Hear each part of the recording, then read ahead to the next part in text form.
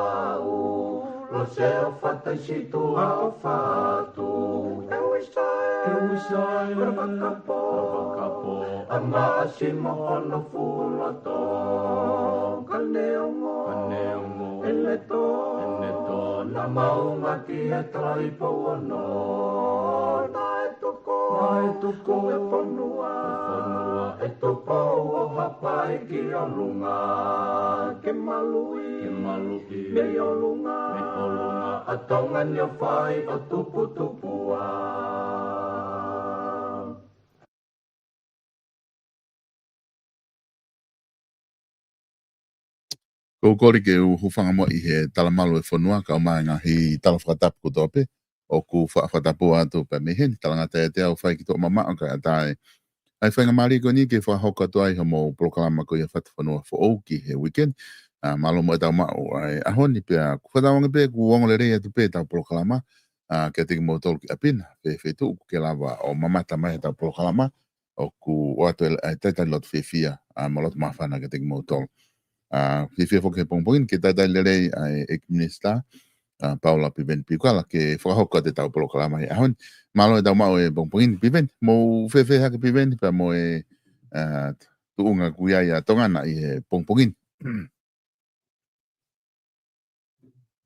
Noi pa malo e mau whenga mari. Ko ia. Koi.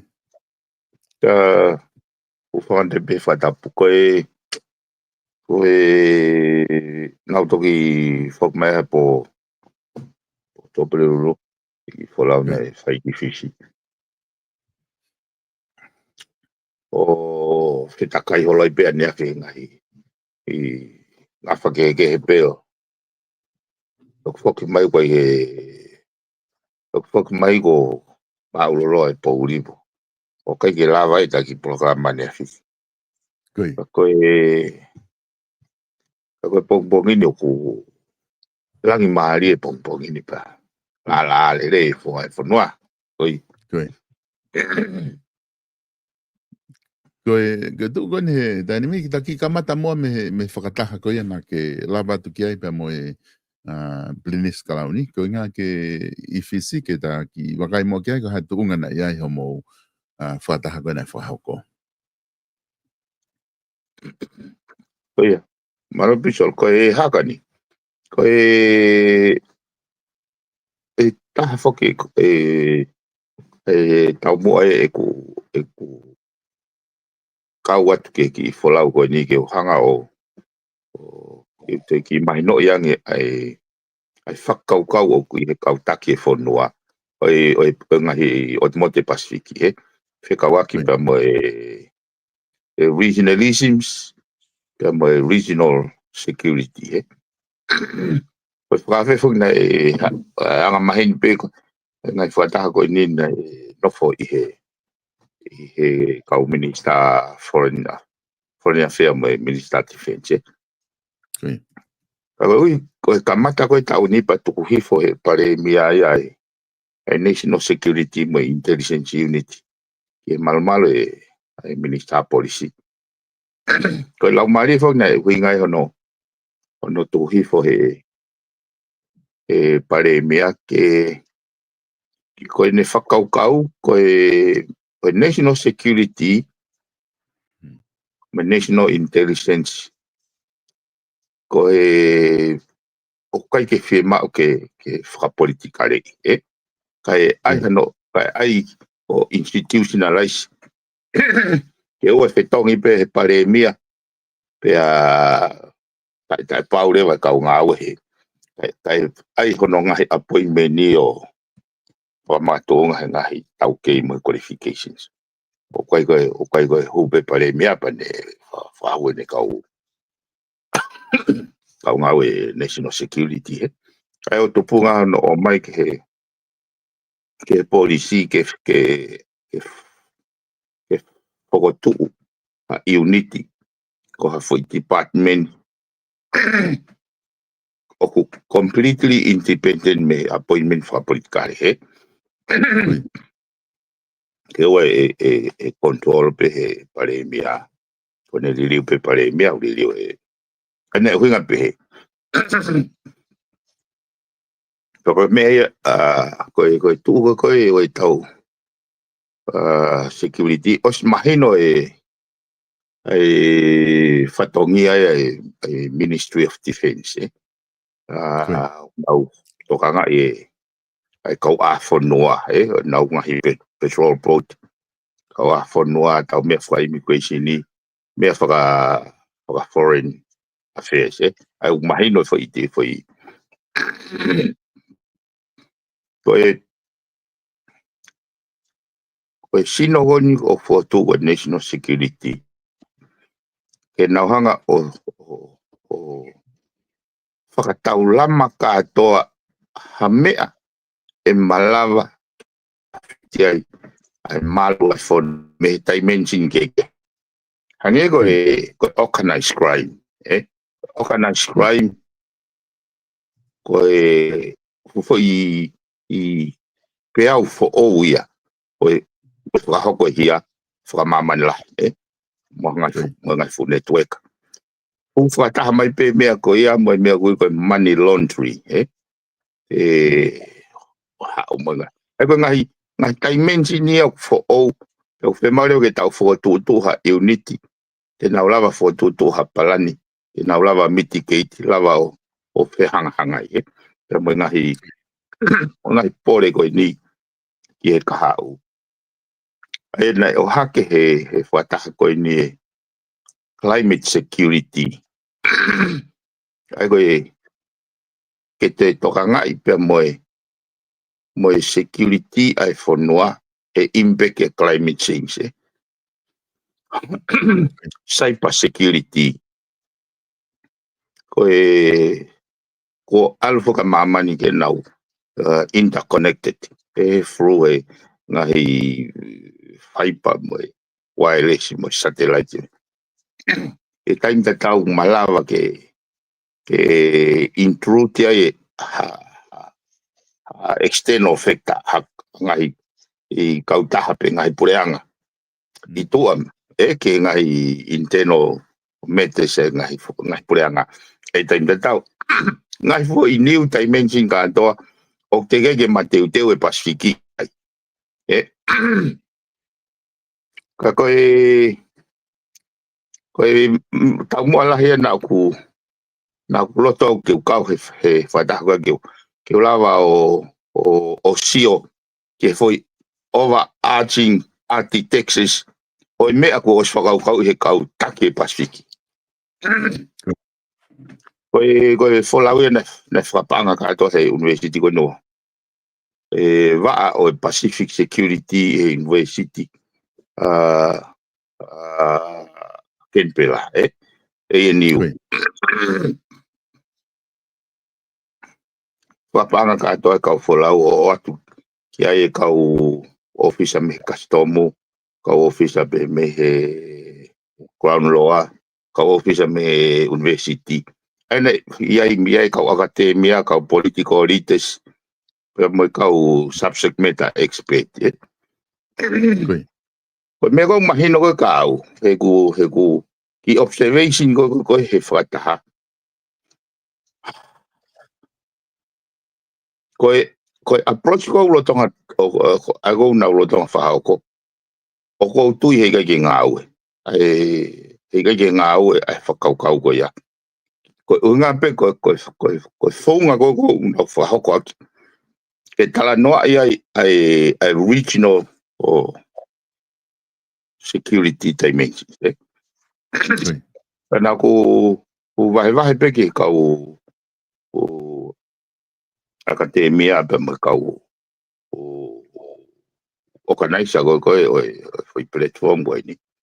Ko me ko hanga fatonga ai he ki experience ko he kau ua ko ni fare alea.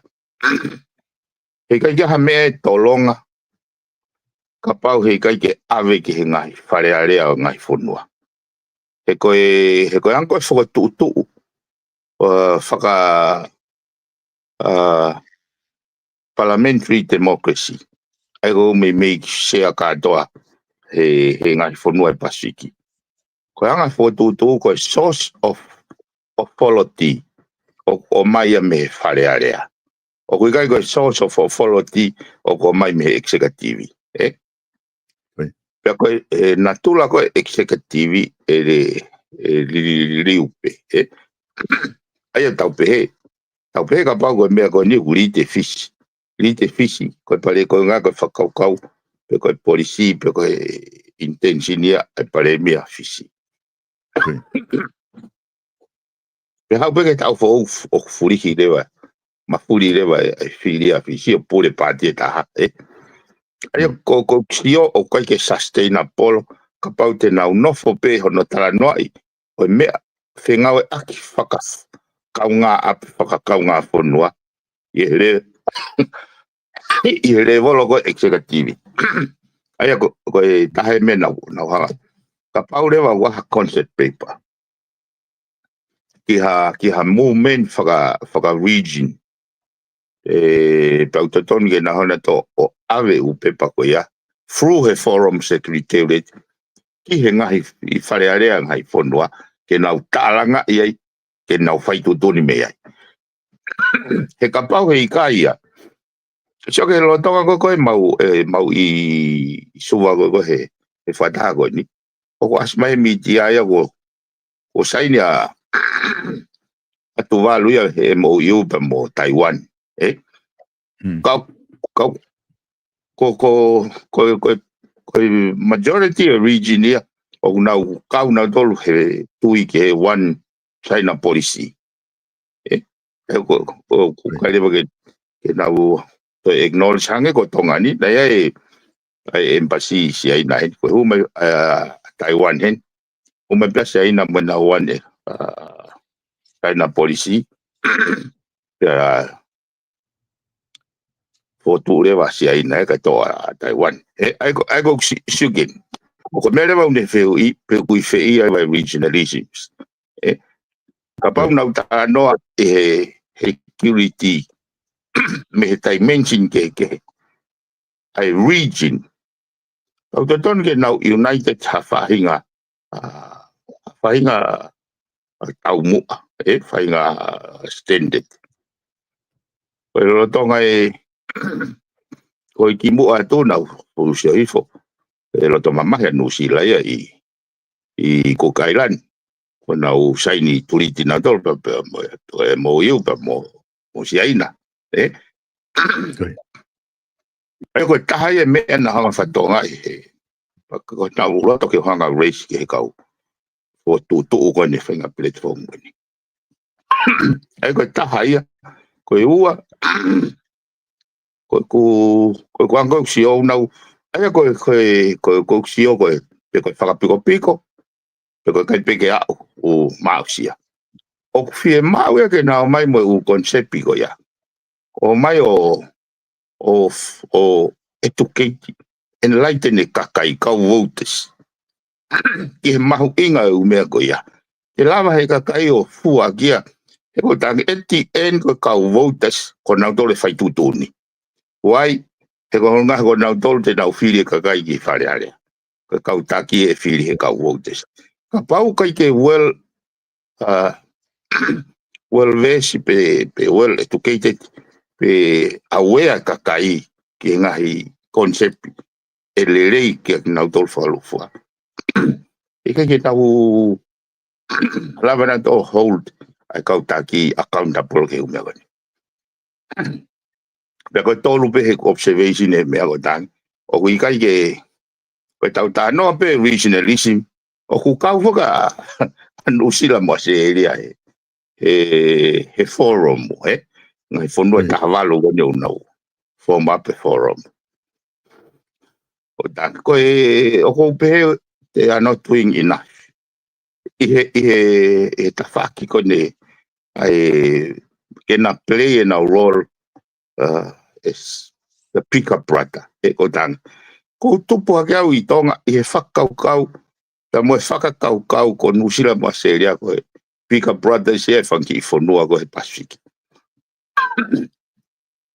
ai ki au rewa na to ton ke nau kamata no liti ai mea ki he le whakaluk fua pa oange ai whakau ko ni o skaimi ke to au pito mea ta mai o nusila mo se ria ko fonua ke he nau ko me ngahi fonua Pacific kana hanga o view ke na view e Pacific ko extension ya hona ngahi territory view pe o kai ko ha fonua ke ka ko extension hona ngahi fonua to da hane ko ni kai mo na to ni mai ke train ka policy train ka fayako train ka nesi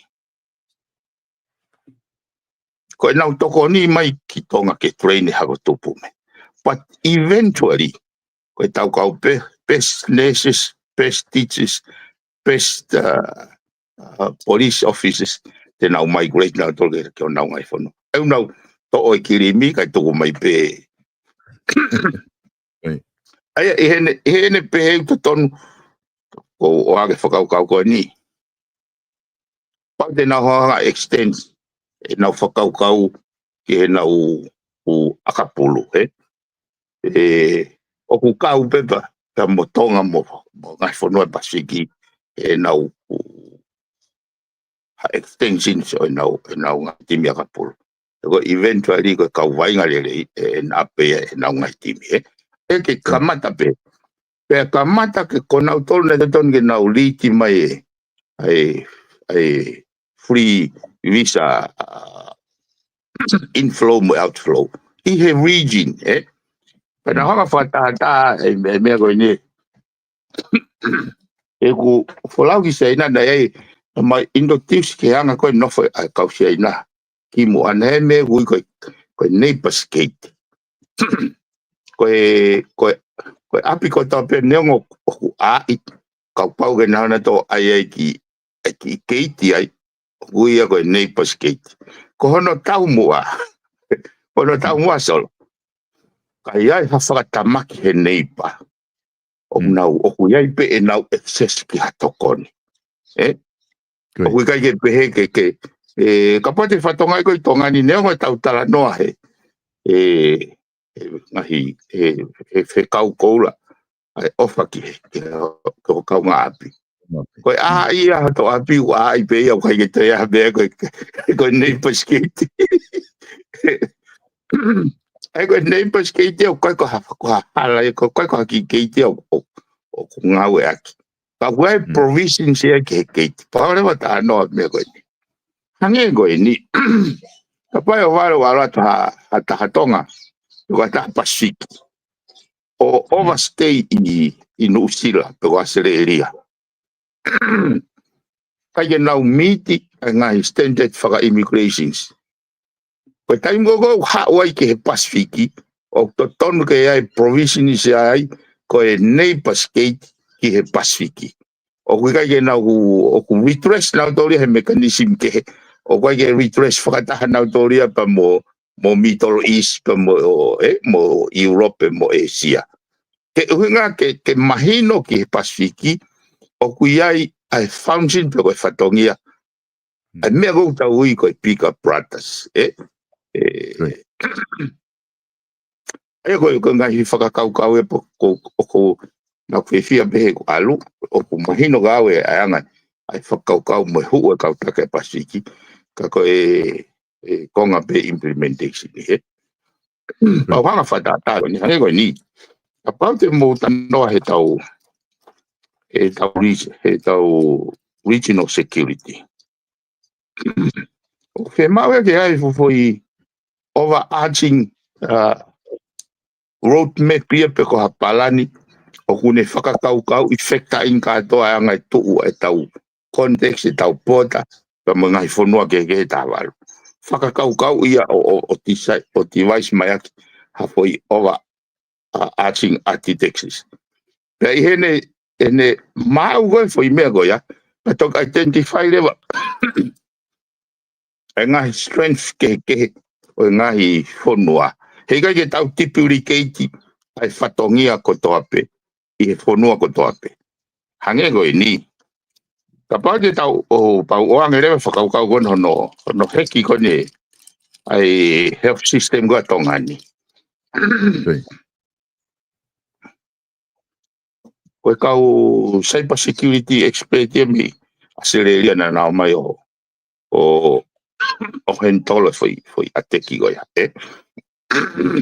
Ko ui kone fufua hau koe ni he dimension koe ni tongan.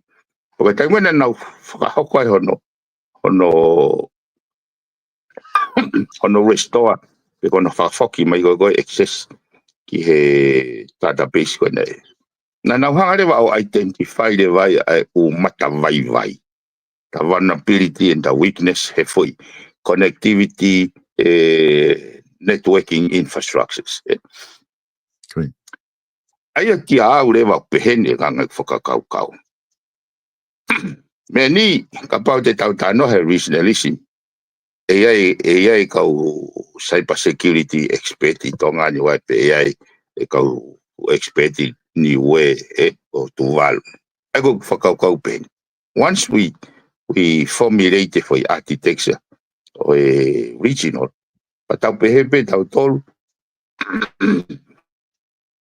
tau taspia se ke nau e tau mai i issue for cyber security.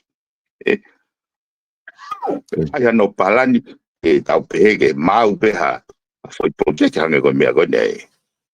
O kunau haurewa kau expert koe au rakifai hono taiseki assess ke nau raki identify hai mata vai o lokoloka whanki mata pā koe. Koe ia hawalu o ko successful hakau hekas o ko sia o teu ipe au ave pe a responsibility go pe ko resource ko ya ki kau expect aceleria ko no deploy mai pe he ko se ai ke o ai tonga ne na fu unity ai vale na unity he fonua ke taval ai bo matala pe ai mau inga ko o hangi mea ko ni o fisi pe mo tonga mahalo pa mo Solomone mo Papua wai na Ministry of Defense wai na petrol boat sio cash na to le ke na fai na to le kai o to ai ke to ai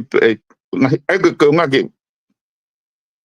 to duplicate the resources kai ke mau kau region kai ke mau lava kau o palan for a region pa ma for a national lope he kono uhinga ya ko ke lava ha me implement dimension for na o hake e fata tale foto forum secretary he ta hiwa fita ta one ni mafa ko tala no ko ki regionalism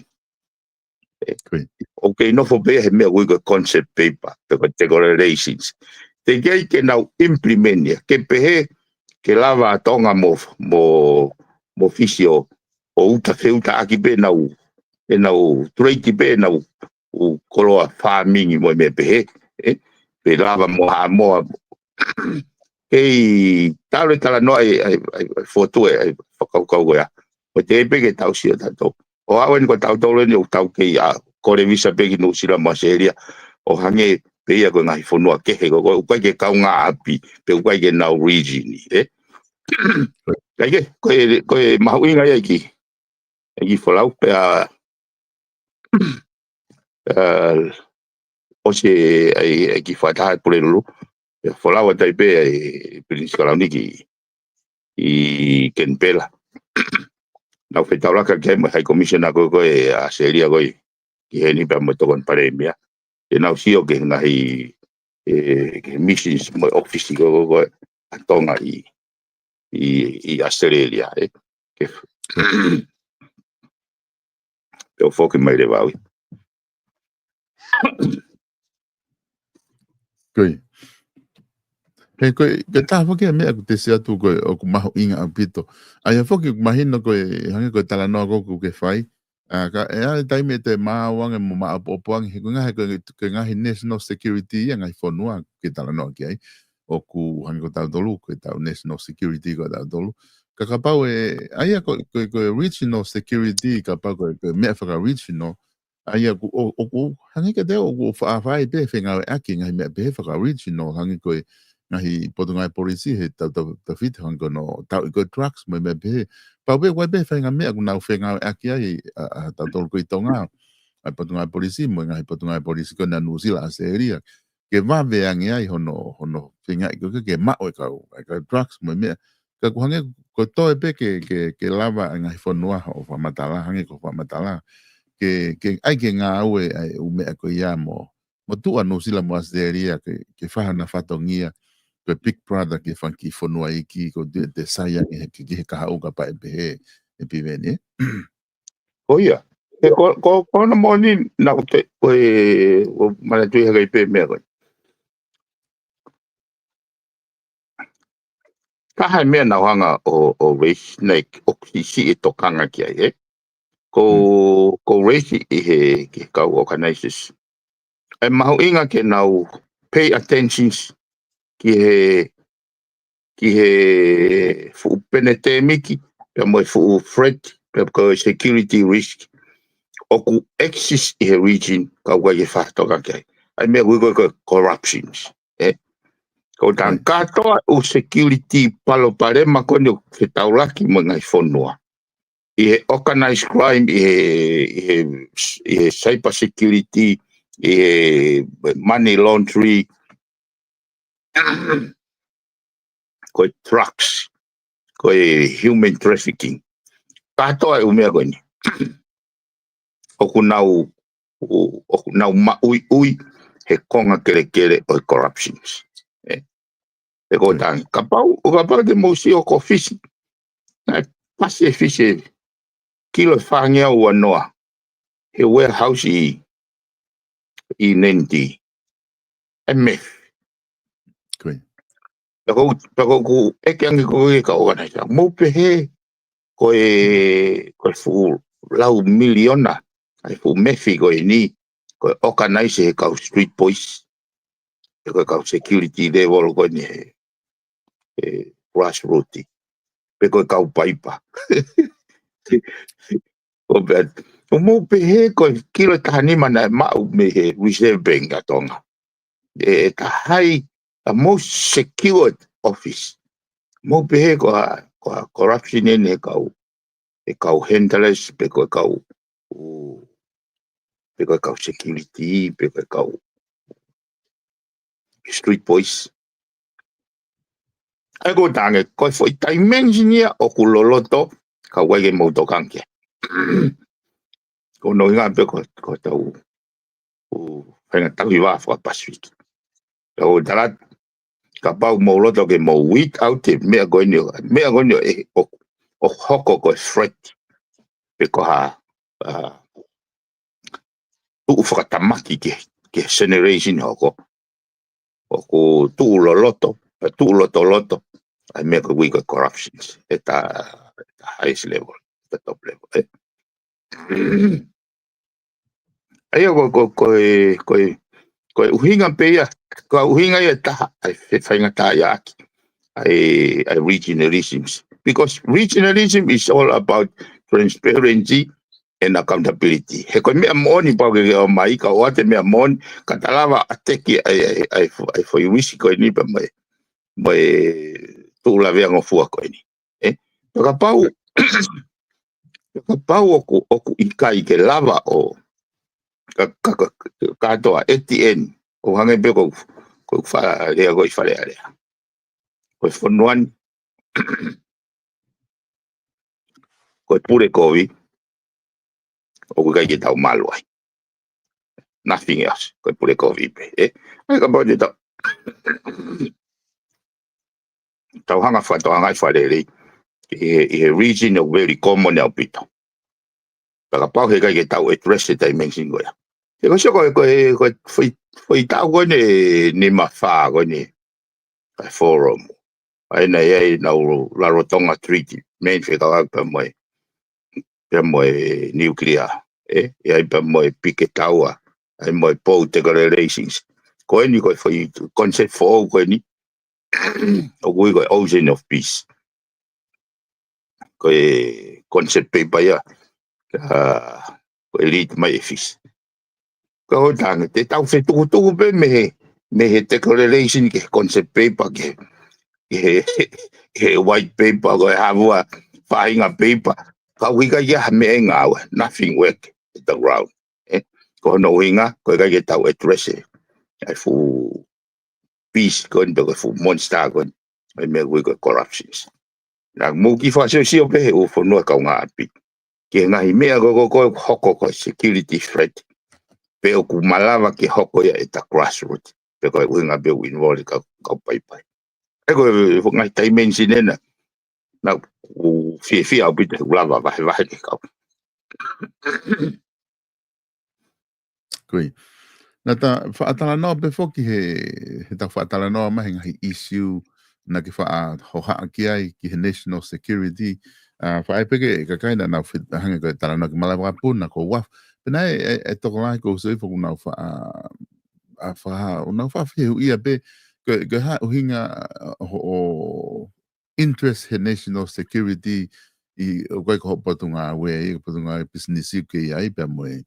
Pe moe potunga polisi ko ai pe ka kunga mahino ho whakamatala koni na ke o mahe he ahoni te mahino angi ta koe whau i o whahe pare mia mo hao kona pureanga taimina mo take over pureanga ke o mai national security o mai ke potunga polisi ko ngā ke tau atai nai ke eua e whaka politikare i ko tuka taha ia whakakau le re ia ke ngā ke lama ke mahino i he kakai ko uhinga ia o kumpamalu malu he dai nime national security o ku I he patunga e polisia ku ke fai fatongi ai e piven.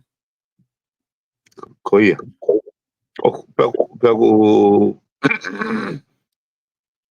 Pego koe palpare mai taha e ksio koe he taungahi movement whaka pe whaka regions.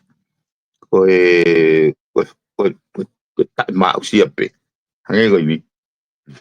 Lahiange ai whinga ke defend territory, O koe ke nausio na toria ke whakaluku fua e whonua. Ke hange koe ni. O ke kaunoa koe security. O koe ke hame pēia. When we talk about national interest, about overlay e tau talanoa security o overlay. Koe toi moa secure ange. Tau pehe hange koe ni. Ka pau ku toka ngai he customu e wafu pe moe. Ai hu koloa mai koe, moe hu mai kau pasese, moe hu mai koe e wafu moe airporti. Pana wai nau CCTV. Koe airporti, koe foi ofoloti ke hea. Te hau mo na tō te ai nau CCTV. Koe pota foloti, koe ngau e ke hea. Te hau me nau tō mo ai mo nau CCTV. Sai. I ta lewa na no leo na tō whakiki, ko hai to tōni ne pure CCTV. Koe te mwena nau mai kato ai ko kau, o se koe mea ko tangi. O koe ke kovia. Lere pe homo CCTV a mo tolu. Lere pe CCTV a koe. He koe ngā koe utai mention peia, koe check and balance. Ka pau e overlook he CCTV koe, tau pehe tau tolu ia waha. Custom officer e corrupt. Koe ne hua pe puhai a koe tama une iloi. O koe ai mea koe apa ni hanga tamte ke mra. O ke ulo mai pe ke mra. Ia koe e poate portofolo ti. Ai o hinga pehe. He kai ke lava hatahe a pehe. O ke hanga koe o ke hau ko kau noa mai ta whaki i kai. When it comes to national security, o tau whatongia katoa au pege ke grassroots o whe mau ke tau o ngoi. He koe mea koe hange kono tau I koe ne. Koe drugs. O whe mau ke whe kau aki. Policy kolo. Koe district officer. Koe community. Papau o ka poe solo. He kai ke lava tau toria teu I hakaha. Mua generation. Teu toko tape. Our nations need to be on board. Ka bau tau tui ke malu. Whonuan pe mo tau tangata hoko. Kai ko whatongia pia aku. Kai ko whatongia pia ako e. Kai ko whatongia pia customu. Kai ko whatongia pia polisi. Kai ko whatongia pia tonga ya poti. Ko tau whatongia. Ai ko foi dimension ko ke tau tanoa ke malu mo secure. O e aho ni mo tau tangata hoko. O whi mau ke tuke o mai o whakawawaha mo talanga no empire. Tau mai whakaluku fua e whanua o. Koe tō whukete ni mea ku tu mahino ai ka venga kone ta kamata mai ai. Kau ki hoko mo ke ahi whare area. Ko wakai hifo. I he ahi na ku I wawa au ku tala no halo mo kolo na o aluki ai. Nau o hake ai ku ai ke teu ke nau whai nau nau aluki whataha pe mo me nau whafofonga. Koe ngā koe lotonga lere he tai nimi ahi whare area. Pako wakai pe Facebook o hake ngai ata ngai Facebook. Nau fe auhi pe ko hai e astokolahi mai whafofonga ku ai hakakai ku tu umai ta whaaki. Koe ngā mahu inga ngai ata koe ke he whili koe Novema ke whafofoa te kakai. O ku ke support he whetu koe ni ta whafofonga pe ikai. Pe ku whakataha whafofonga e toko tolu pe. Ka koe ku wakai toko e hai e tu ngu ku ai ko ho wahenga ku ulere ha mo whataha. Ai whawhare area peko toko e lau pe ia ku o nau ahi tai ni mi ngai motu. Koe ngahe ku I tonga whoke kau whafofonga ai e peko. pe tai mi ke na foki ai ko na ngai fe tu he o se fare area fai a ko ni koe taime ahi ni, he koe, o se pe ui ka hau mau foki ki whare area, e ahua walu koe mahinani. koi Teke mahino mai poloka maka koe mau foki whaka au se pe ki whare area, pea tāpuni lewa whare area, kai teu lewa ke whiri hoko. Whiri koe novema. Ai ko tui koe he tō ai pe he kau whawhawhonga e whaiga maari koe ni. Ko au fok nai kai ke utui ki he o kai ke utui au ki he ai whawhare area so. He koe ke au ia koe mana tui koe taimene ngau ea ke ai aha mai koe lulu tau. Mene kai ke utui au ke ai whawhare area panau. Koe kuraki hū mai pe o raki a o whakatoanga i pe o hono unau o ilo ia i koe lau maari e totonu koe ahi. Kana buhanga le wao whehu ia pe koe. Hanga e huinga koe ofisi. He koe ofisi nei toku whukotu uia he wafe taha walu. E koe ahi ki mua e wafe taha walu mahana e huinga le leia. Koe ahi ki mui ma he wafe taha walu. Koe me koe ke huinga le leia ka au. He koe ni e so. Ki mua ia ki i he wafe taha walu na kai ke ha ofisi whawahenga ia. Kai ke ha kau ngā au e. I ofisi whawahenga. Pea au ke wafta walu pa li riu lewa o mai nga he office whawahenga. Pea koe kuhu mai koe wai au ngā au e. Pea au ki whare a rea. Kau whia no whau kau poka hau kai ngā au e kau ngā au e. Koe hinga ke ha. Pea mele na uhanga ko whakakau i. Ke nau koe ofisi ke nau whengau e akta me kau office hakolo. E koe kau office hakolo, na e whiri he kolo, koe ui koe malu ai kolo. Aia, e lava lewa he kau ngā ue whengau e akta me kau office hakolo, o whaka maa opo mai ai whie mau ai kolo i he wāhenga. Koe nau wha maa opo mai koe apa te u, toki alu lewa moia ki whare alea. Koe ai wha whare alea, ke o mai mea ta taupe, whairi po ta taupe, kai toi whakamore ke hea. Aina usia oi au tāpolo tekse kakai, ke o mai ke fotua ke ofisi, ke o mai ke ripoti, ai anga ngai whemau e koro, ai moe wahena. Pea, toi tekse pe kakai, ke wahe ke kau ngāue, mo kau ofisa, pe mo whafonga ke nau alu, o toe tanaki mai ai ripoti tataupe, i he whemau e. Aina kai iau tui au kia. Pakai iau toka ngāue, neo koe mahalu pako sirini koe pe wao. Mahalu iau pe tolu mano, wha mano. O anga i whakakau ati anga, ai whakamore whe alu aki mo ngai. Nā ku tipeiti lahi au pita hei whakaukau e ta whakoe sio ki tamo sio whawhoi tui. Pau pehe pea uia ke tuwai pea. Nā ku kore pea uia pakapai o mai silinia koe ake awe pege wahenga. Wharere ake ngai mawanga vai. Kai ke lava pa koe iu te hoa kai. Nā tuwai pea uia ko ngā kapa wahanga u toi ao ngake pea whai. Aia koe tauni. Oku ai koe uraki a hipe ku koe whai tau whaasin ko te aloa a. Ko aloa a hike ke whakahoko ke kāinga koe ngā ue na e whai. Koe hae koe umea e te ke lava. Koe haho mouto e ngai whe mau ke whahoki ke. He kona moni na ku tō kehe au pe moe kau office hakolo pe moe he kamata office hakolo pe moe ko ngai ko silio.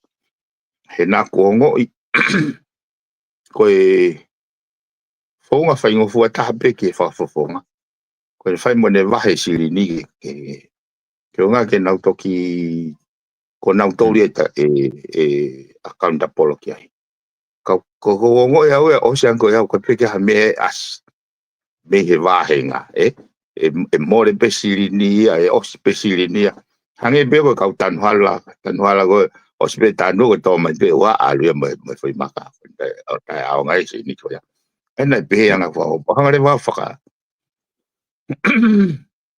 wa o ke o mai timi aka pulu o mai e funky kulupu o kore a sirin va henga ke aya ke bathroom aya ke coffee aya ke nega yutari nega yutui pe ko tu ya o ko funky me ko ya within be ya heavy ko kai ko me ena hinga ke ai paanga ai na finga ke fa ma po fa le pe kamata hono to ngai mata vai fitu go tau pe pa ko tai fuga ko na vai tau pe ko fe ma viviri la ta tai mi ko ya fe ma ke fagalere ai bathroom mai apela to go ya afoa e fe unga e fra mole go mo ta kilu alman Kakapa vai fa sirini fa vai fa foi kolo e ke lava ai hanga le wa uya o waki e dress foi konga ko ya mo fenga ke o te nau loto kovi o te nau fe loto kovi aki kana usio asi mai ko he mea ko hala kovi ta hala ko pe ne he kamata pe au fai le va fenga wa aki ke fenga ke waki tanu ko hawa kore tau o mai ka to pe sili ko tau ni ave ke finga hala pe u hinga pe o ilo ko fato nga ko tai mo go to ha ke ko me ma la ta pe hange un fata hare va ai va henga me tapa ke pe ai ka fo ke me he ko isiu ni solo na ku fu o vale au pito he raka wena hua I whare alea ku ripoti mai ko a whare alea ko a niwa. Mai ku sio ko mai whanongo ko no neglect ai ngahi fie mau very basic. Pe au pehe, mani mea ni ko toki ai ni ha ripoti mei niwa, pe ko whawhafonga mei niwa. Ke fuhanga noa au pito ai whare alea. Me ngahi. Ai ko sio ka pauna o si ka pauna whahatokanga. O niwa ia he mahino o si I feunga ke kamata pe a osi kai lava o comfortable ai ki kakai una no fai pe po ki hiki mai lewa ke to o mai me mata kolo pe tau to hiki mai lewa no foi loto kolo o langa loto kolo ka koe kuri aki hange ko me ko na uingo ki lotonga wo si sai pe u wafuia ke tu uta mai ha whainga waka pe mea whainga motu pe ki tongani. O te langa wa fuia I a wha kai kei hala pe a niwa ia. Ai ko mea wongo au e whainga whakaukau. Kai ke lava ke te whakaukau pe he ka pau te mo uisi o kita pe ke te alpe ko wahenga pe te nau whiri au. Pa te alpe o kai haa pe me tu hawe ka kai ki he lahi taha ke ave ko wahenga ko inga ke nau whiri pe au. Sio, kai ke uhinga lere ia ka. Ke awe na kuhu pe o me whakaukau ke hake whafonga ka kai. Whakalukufua whanua e pure I lere. That's all. Na kai ke o nofau ia o whakaukau te ukakai pe e kuwahenga ke unga ke nau ke whiri pe au. Ke au ka pa ke nau pe na tau kai ke whiunga I ku ngā oi whare area. Kau keilo solo I ku mea ko whalala I e ko toata fitu kai ko wahenga siokai wahenga nau mafu he na urea kia mea ko ni he ka toanga I kora na tua ka pia toata fitu ia he au he ka wai tolo ori miliona tu hake pea to ta fitu ya he concert a tele o 10 miliona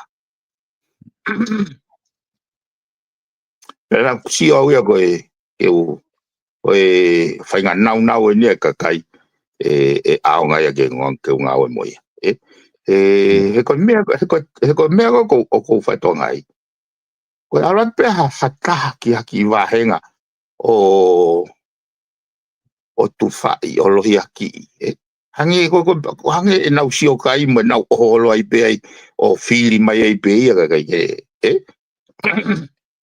kai ke na kai ke fa poto o silini ko pe ko ta kilo na pe vai ko he ngai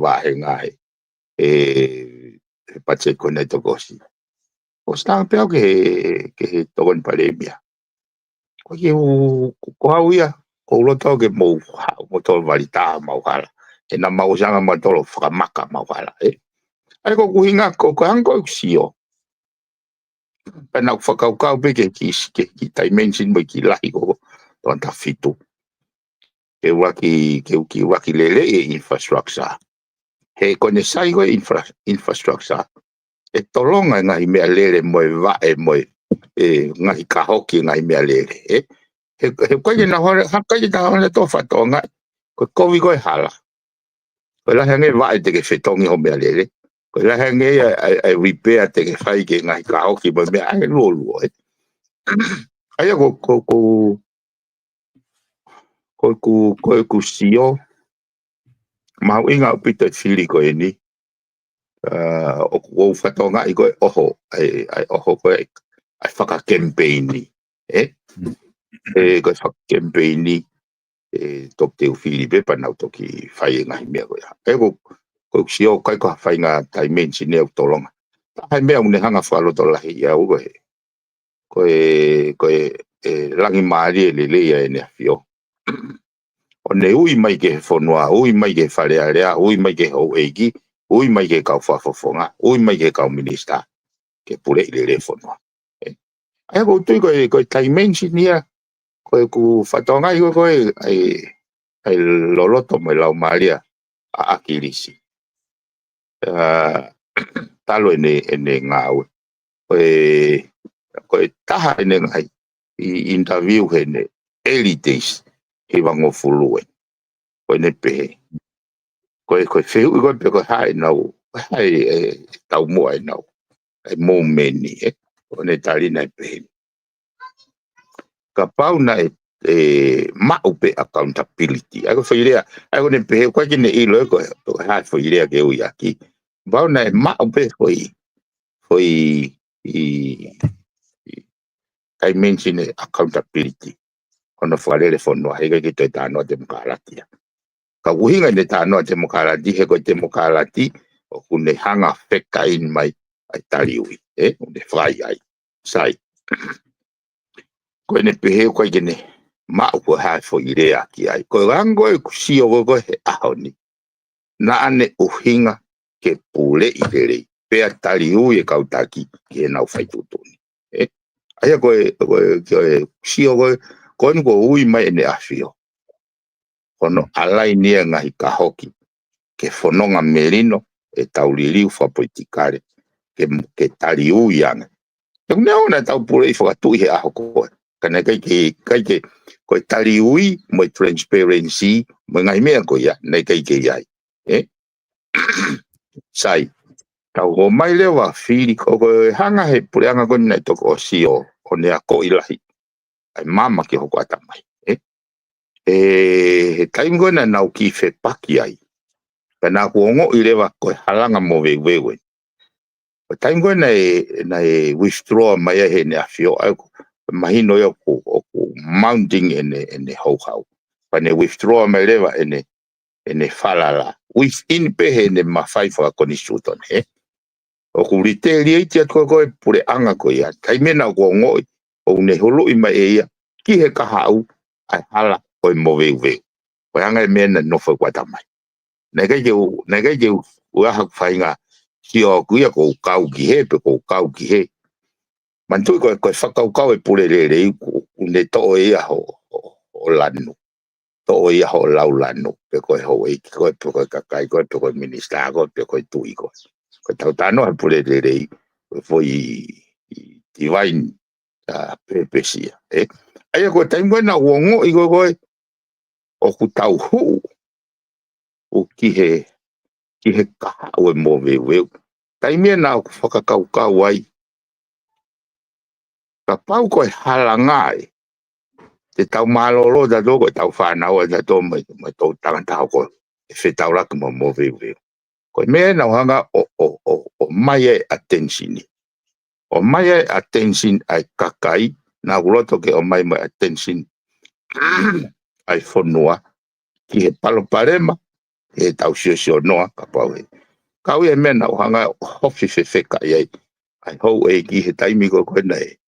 Nei whai ai vote of no confidence. Uluaki. He kono uhinga insol. Mau koe kau tangata koe ni kau uno pere koe ni. Mau tau tara noa peo whekau aki. Mo e hou hau e ne awhio. E pare mia mo e kapnete hau. Ko uhinga nei kai ki pehe ko ha mea nei whakapuri. Fu mea na mau tara noa i pau mau ilo. I pau nau ilo. O hou hau e ne awhio. Ilo e taimi koe nei whai hiki ni ma. Nau hiki na tolo pou ki he pare mia nai whakawhisi. Ai mea na kuongo e au o toi loto ange, Ka koe huika koe e ku lau uega nau tolo, O nau talatau,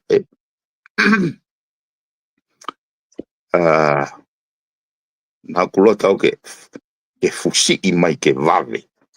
Attention e whanua. Ka pau koe mowe wewe ne o nau whakaam ki he kahau, o nau whatu ke kahau, pe aia he ahon, ho tau taimi. Kai hao whaki kahau. Koe hanga e mene no whauwhau, me koe nau ku lea lahi iai e kulota mamahi he kahau no pere. Koe lea koe nau ngau e aki koe whainga. Riulalo whakametafoa pe ia. Kuri. Ko kuinga. Ai ko mea pea uluka alala. Ko mautolu kato i lalo ai. Kuri kato. Ai ko kunga koe hale e o komi. Koe whainga metafoa whakariulalo. Koe taimi ko hawa e ne awhio. Koe toe ngā lewa ki mautolu. Ai na upehea ngai whakaukau. Nekai he kono ngā he. O tātou lahi ui mai ne awhena ke pure i lere. Ke aka ki tua. Tuko no whalere whapuripuri. Koe umea pehe nau. Eike. Koe whiria koe te tau hanga tātou ke e tai mention ke hea bitoi. Kawanga mai whoke e taimna e riti pehe. Akilise. Kana e whi unga pea pe mo akilise. Koe anga kuksiona e whi unga pe mo akilise. Nane whi lau ia. Pane mao e whalala ka kai pane me neimi mai ko haike ka tamani lelei ki au kai ke pehe whakaukau koe whakaukau koe malanga i pe ka kai hange pinia koe mea koe na o hake koe i whata ai koe mea na o hako he mawal koe ni regional security conference o kumahu inga ke o hake pe awareness e kakai e nau ko nau tol de nau pupe de nau file kau taki. Koe taime engineer koe e te aulato pe het koe taki ke nau fili pe kai ke nau fuma usia. Koe taime le wai koko kau hange koko lau nai whiunga pewa mo akilis. Kene mao e whainga mafi. Koe whainga lolofi koe ya kene lava. Kaike kune o se o mai ki tau tolo. Whakahekeheka mai ki hawharearea o tokolahe ngau wa whonge kakai. Pea ko au koe whakaukau koe ki he whiri koe ni. Entirely up ke kakai. Koe harewa ho tau whatongia tau to. Ko tau whatongia ke tau enlighten e kakai. Mitia ko toa pe ko taha o tui ke pure ke re e whonua. Kono whatongia ke ne hanga malanga e kakai. Ke nau mahu inga iai. ke nau mahu inga ia he umea ko ya e ko me te ne to ha ki e fonwa ko me ko ke pe yo ara to ato pu mo ato to fa to tanke vai mo funky me ko ya amana ki pe na do e osi ona taimi inu mamai e hoko at ko na fa na mo na ka haute na ke inu pe me ta ka pa na mahu inga ia ki au ya e solo I have no problem mo yang ai tau fo tu o social structure eh so ko me ne ta na wanga so ai mai ko na ka we issue na hanga haki e conference ai kai ko e ta hanga fato ka nga ai cost of peace ai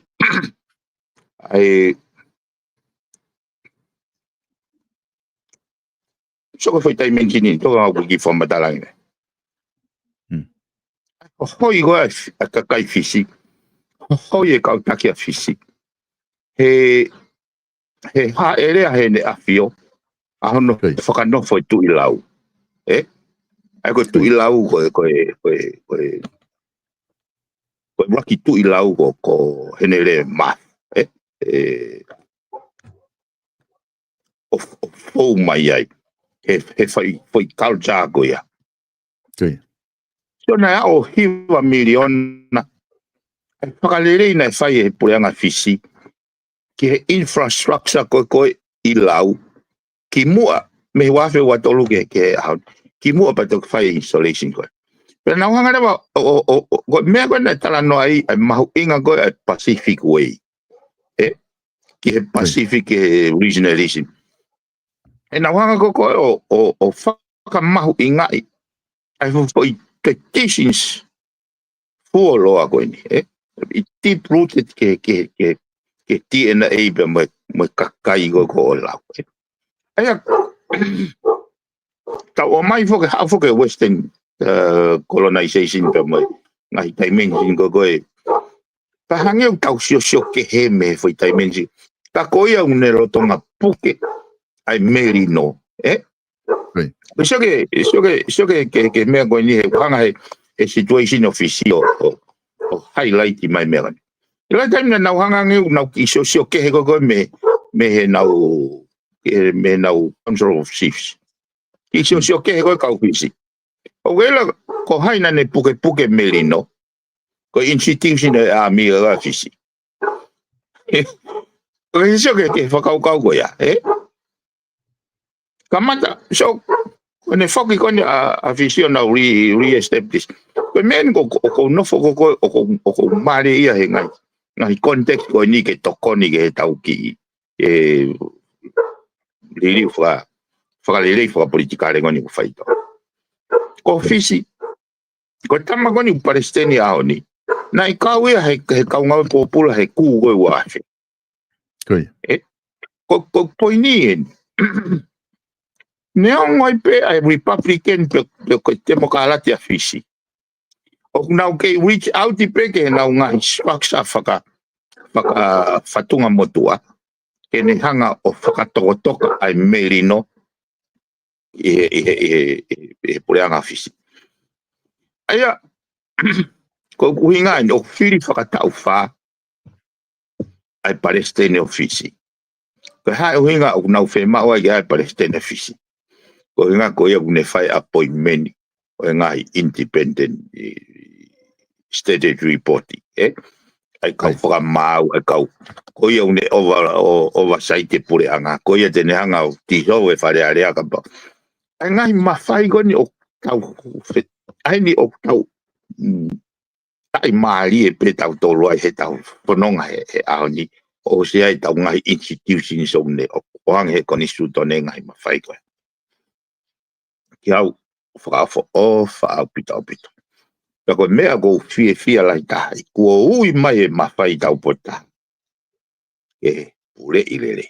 Good governance. Ke pule ilele e whanua.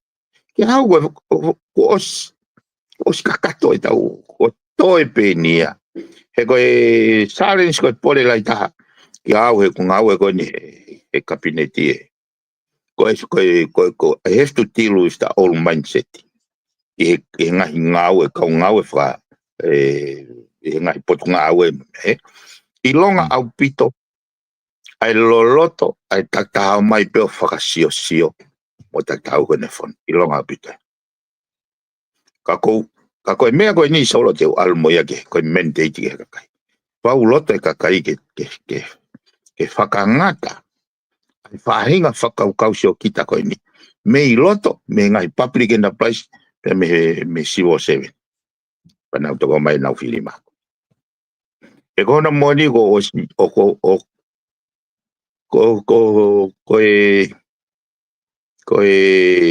whainga taia ngā ue koe he sio koe ngai platform koe he lotonga taimini oku iai kau kei iai pe kau ngā ue nau kei loiolo pe nau toria ki he pare mia pe moi ki pule anga koe nai toko osi despite e nau ilo lelei ai tuunga na iai ne afio he ko haia pe ane fe he historia ke whakawhiska atoa kau nobele na nau I cabinet. That was mahino I lelei pe. We can talk about it. Kako uhinga osi mahino lelei. O mau kei whetakai pe mo lulu tai mo ngai potu ngau e business e poreanga. O ku mahino au pito kati au ai kei tivaite na loyalty. O wha amu mai e whai mofu. E kono moni solo o ke au ia koe anga whakau te mo mai moto politiki. Ka pau mo fie politiki resign me ngawe o ma whiri whare area. Mo mai motolo ngawe ai pure anga pe mo whanua lere e whakalufua. Ka ki lahi ko mahino mai ka te au pau ko anga o set up ka atoa e umea koe ni. O ua te whakau kawa tahau puri ne. Puri o kutoi pia puri. Koe ngahi tuunga iau ku iai ai palpare mai ki ai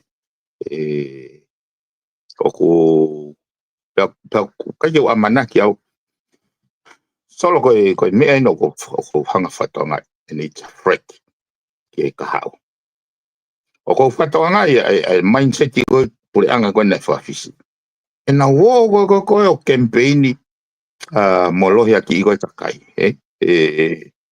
ke apia pehe tokua na lelei pe na ngawe Kako koe interference ai tui ono whare e whanua. Ki au kau ia he foi direct attack ia. Sai hanga peko kulau kone kusio. Sai ange ka pau oku koe hala whanonga unau hanga whatu ke iku ke mo veu. Ka whai mo veu he ahon. Iho tau lifetime. Kai hao e tau whanau. Koe anga ia ku whakau kau koe aku. I'll be very strict au pito he kusio kone he pako whakamea pango ia kau hou eiki o kunau kei teke mui he poreanga whakawhisi. Ai e ui ai whakataha lahi a kau polisi he wikahau.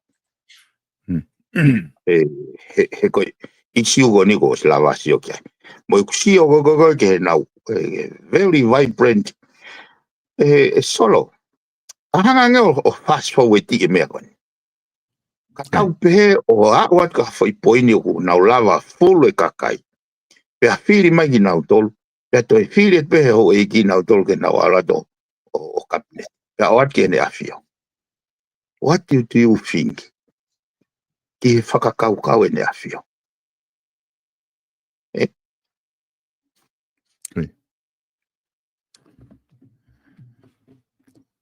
E ka te mahalo ko o si mahina whoke ai tuunga koe ni au tau whanonga mai ai. Nake ke pūri he kakai ai mea koe na hoko au ke he wa fisiko ni a preanga ko ozi ai paremia.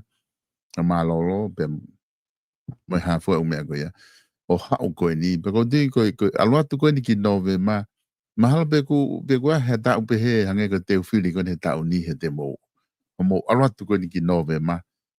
Mo fere halo takita malangai ene u mea ka ko osio le rei before ki kakai ke mea na e hoko ko hai mea ko to ton ke na fa mau ia ki ai kakai ko ne o mai ki pureanga Kako ne tu ko ia ko ne tu ko ni ihe o tala no ke pure lelei. Ke fa malo hia ko pure lelei me mea. Is it oku ke ave pure lelei da ni me tuku ihe foi tuunga hange oku it's a new thing here ke fa hoko hange foi pure lelei de la pe holoke me akotoa tukuange me akotoa kai piki ke pure lelei hange go ni tukuange ho no pere mo ka whafonga kakai, ka mō piki ke whai mea koe te tau taha pe ai, hanga hi mea tui ki ai whakapolitika re kai kakai, e malawa pe ki whetau laki ki ai, ha taha tui ia ki he whaati koe, pe tui ki he mea tui ki he whaati koe, pe wahanau wison, pe ha taha pena e tau ataina. Tukuanga to mea koe, does it go i he laine ko ia, taim koe whamatalai pure le rei. Ke me oku tau malawa ke tukuange ngahi ke he, ka tau ngau e whakataha ho tau malo hinga ki teke ai mea koe pure le rei ka toe corruption ki tua.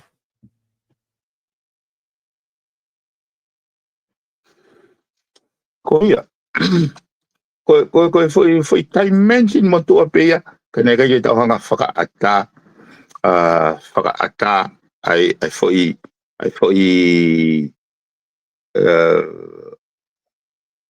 whaki koe that beyond us.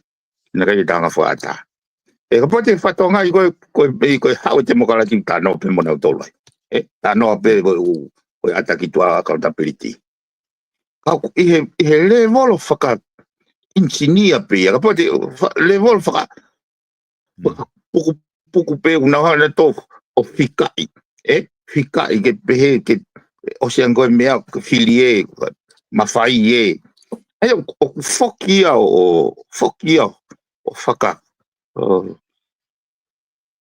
whakangata pe e au sia tangata.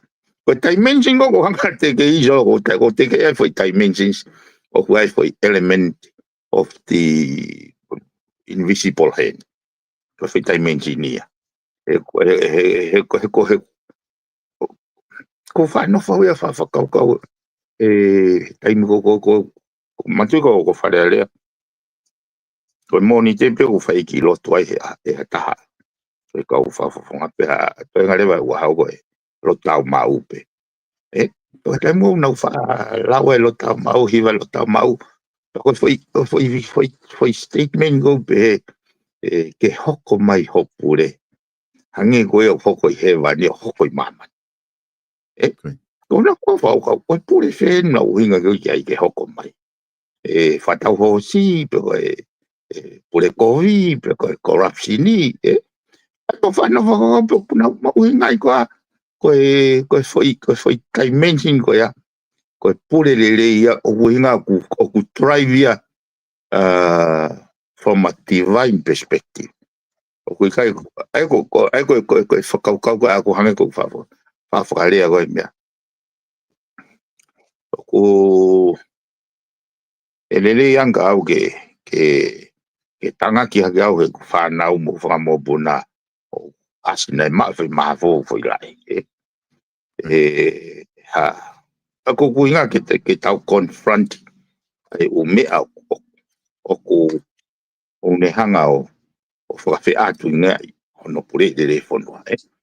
Aia, i hano tanga ki hake, o ku mahavu e whai molu, ai mai na ke lere. I tu ai a lere. Koe ki atangi whi wha ausi ka ni kata tuki wrap up wai he ahoni. Koe ahina e ono koe ni ho i he kabineti. Aia koe pepueri hau mani ki siulai ho mo i kabineti. Mahina ka te au koe taimi o kumo i he kabineti ai ko te le volo ia ke heia me te i he whakafonga whare area te ngata pe. Koe kabineti o kulahi ngahi mea ai i he kabineti o ku fie maa ufokia tata te whita ke pare mia ke ngā ue wā ofi me tui. Ai ku fotu ufuka he koni stuto ne e ai na meeting e na watu o taha mahina kotoa. Pa ku ai pe ngahi mea ke heia hoko i he whanua oku ia i sino koe tui ke whahano whakapā ke ai hanga i mea pe hea whenga ue ake. Ka koe ngā whako whatonga i he whi mahina e ono koe ni o ku wā ofi apito ai pe whenga akilele ya pito ai tuunga kui ai pare mea me kapineti pe amatu i whanua. I ho makai ki ai o whakatatau ke ngai mea ko o kusio atu kakai me tu a koe ke nau. Teke ke nau au ke kapineti. Ko haa whakafuafua hene tuunga ko ia ko laine totonu eni totonu ke whanonga e pule lelei. Pe o ku wahano whakatutama ki hange ke whakanga e tō lahi. Hange ke lawa whakawhai ke he mawhai me ngai mea pehe. Ko ia e solo oku maharia au pite mea kani. Oku ilo uhinga ka wanga wate uhinga kani. Uhinga ulawai e tu ipa mo pare mea ngau e whataha. Pea mo au. Te lawa mo au mau ngau e whataha. Ko ilo uhinga. Ko ngau mau tui ka ata pe foi mea ko ke pule i telefono.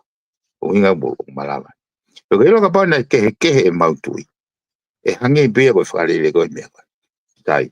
Kau tala noa he loloto koe koe wai isiti. O ku mau inga ke pure i telefono ta hoko ia koe foi overarching ultimate purpose so ke whakarere i gon o whai i he poate uhi he ngai poate business e pure anga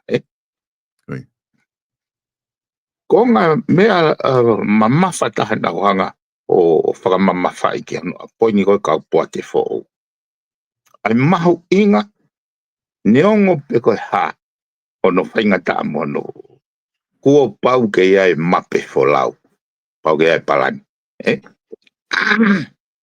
e toki ai refresh mechanism ia i he taimi koe hoko ai a whainga unexpected scenario situation na kai ke wha a manaki ke ka koe mape fo lau koe o e business pe koe ngai potu ngau e pureanga kua pau ke he koe taha mea koe nau hanga whatonga i he kai ngone whai e ki summit i koe national summit koe hono ui he minisa panga pa mai paremia ai mahino mai ai lack of oversight ka mono monitor o ha implementation o ha whaahinga initiative pe ha whahinga project po ha whahinga ngā au e pureanga kovi koe implement ai oversight ka koe poinien solo ke oversight fe ka pau koe ke hapalani ke mbui moi vai hono ai kai performance indicator kene ko fatano fuk solo he mau inga koe fai tutuni ai indicator ke fai tutuni o mai befo ke ki te sport te mealere ki te mealere he fa uri ta ko to mai no de koe o tokoni au pito ai te sporti une tala mai la e roma ho lere une tala mai e lahi ho pensini tala mai mama ma ka ku ke fai tutuni o ngau ya ke nga indicator ko ya so kono mahu inga ya ka koe engineering work ko hono fit mai me reality ke hoko ko te sporti ko ngau e makehe ngau e lahi makehe o ko sfekta i ni e engineer pe tofu pe ai me kono whakalere o ngai me ko potu ngau e mono palai ke iai ha indicator o sfekta i ni o fai fo ngau e ko ya e fo i engine room ke ne hanga inform mai ka fai tutuni whaka utange solo ke mea koe ni e malam fe ke mo fai tutuni lelei ka pau ko e tala noa ni he pachete wanima wano te ke mau mai a titai o ua tolu malama fe ke tau hanga reconcile foi continuity ko ya ma continuous improve umeni ka pau kai ke taimiri ene hoko mai information ko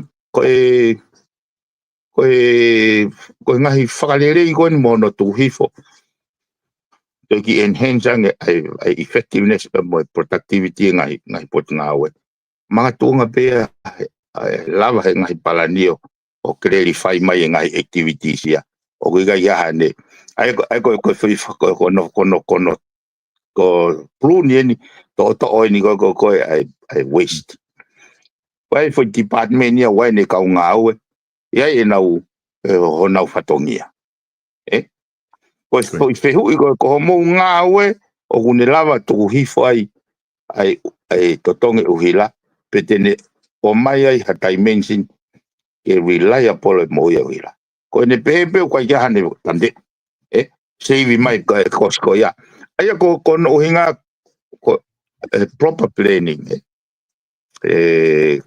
ai ko hinga ko pulele ia feka ine lao ke ngai amente ngai lao ke hange ko ni te wa me ko ni so o ase ko ni so done ku ni madolo pe ko fatongi minisa banga ke ne fa hu mai fa le area ai la ko to silini kana ke pulanga mo la ko to fa mole nga ta ya sai ko fe hu ile ko hange fe ka pa he ka ne o mai e fa hu mai fa le area ko ha ko so fo exini ko ha ko so fo exini sio o ka mo e ka toi ko ha silini na mo fa mole ono totongi ai tasa no ka he ke panga tu ha tamai o confidential ya ai ko hinga o kai ko mafai ya o ku hinga e pure ko o weakness o legal safeguard mo legal framework ai ki au ya o kai ai wa haku no fogue o ke mafai ko me ko la vai o fenga wa fa ta me pare bia be ke ni afio I don't o ko yo no fa o akai ga mafai ke hanga o te ke pare mi ala lo pasi o ga ko ai ko kuhinga ia ko la mali e por ele ke fa ka fo lo fo o ke fa fon ka kai ya put in place na mechanism no Koi. Ko ti mahalo ko mahino ai whakatala noa ko nukuta whai. Ko ti mai ko ta taimi te taki makusai ke taki whiungai ka ta toki hoko atu i he taimi ha penga mari u kahau. Ko hape ha me te ke whi whama apopok ka ta toki hoko atu. Oi so. Sai ke toki ta toki lere pe he u kahau. Ko tu au ke u kahau ka kata te ngai a fa fale area. Eu ke ngai isiu mo mahino mai ngai isiu ko ki i fare area. Ko o maui nga foke ko foi se sin fa o spenta. Pang ta ke fili. Koi. Patau avere vai tau kahau mai tau farala o tuku he nima avi nima ai ka wotas. Mahino. Koi. Malo sol. Malo bito piven ma o whainga maari he ahon ke whahoko whatwhanua fo o. O whatu piven ka ta toki si hobi kahau. Malo, o whatu. Yeah. Kainga mau whamalo atu ka tiki mou tolu i he lava koe ke mou kaumai i he tau polokalama koe e ahoni whatwhanua fo o. Pa moe ki minister polisi, minister ki ngahi business e preanga. Lava ke tau kau whatahai i whatala noa moia i ahoni, pa whatanga pena e ongo le re pe ka tiki mou tolu. Ki ngahi whetu ko toa pe mou iai, lava ke mamata mai e tau polokalama.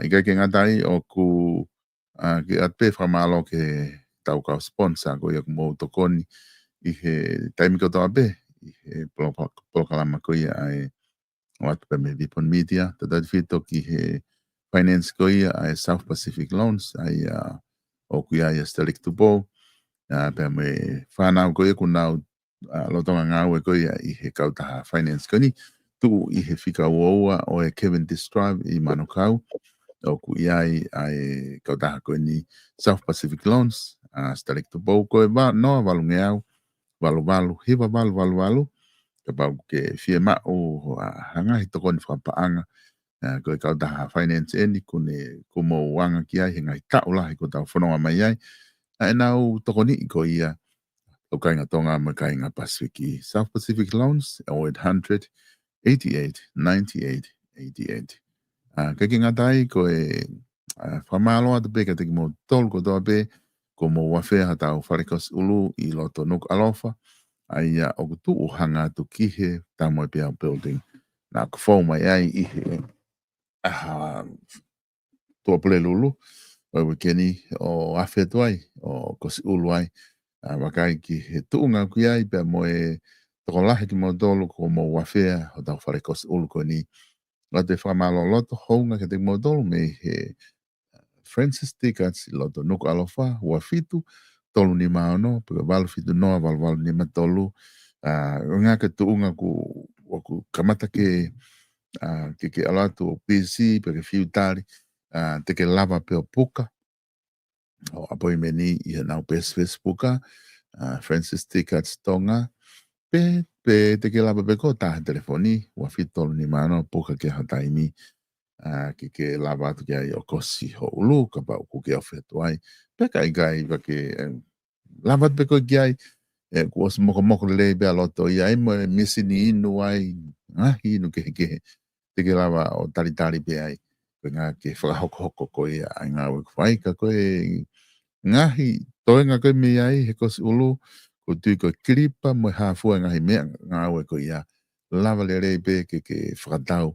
me ho tau wharekos ulu Francis Tickets I loto nuku alofa ka pop wax hape whainga wax ko tui maa koe wax lele dahan te ke lava mau he tai nimi namu lele pe ne whainga aue ko toa pe ku ke fie mau o whakatatau ki lanu koe wax mono whainga mālohi pe kono whainga vai whainga wax I loto ka te ke mau pe mi he Francis Tickets I loto nuku alofa keki ngā tai ka ku wharekoloa wala ko ia o e Page Fashion Store na ku whaimea I vitio I he aho tobre lulupe o ku osi mau a ngahi teu mo ngahi wala ko toa pe ko na hanga o wheau ake ngahi fia mau wala ko toa pe ihe market ka ku nau tu pe ta whaaki ko ia Francis Tickets lava tu ki ai wala ke kakai whiwhini kakai tangata pa mai whanau mau ko toa tu pe ia pe me tau whare wala ko ia o e Page Fashion Store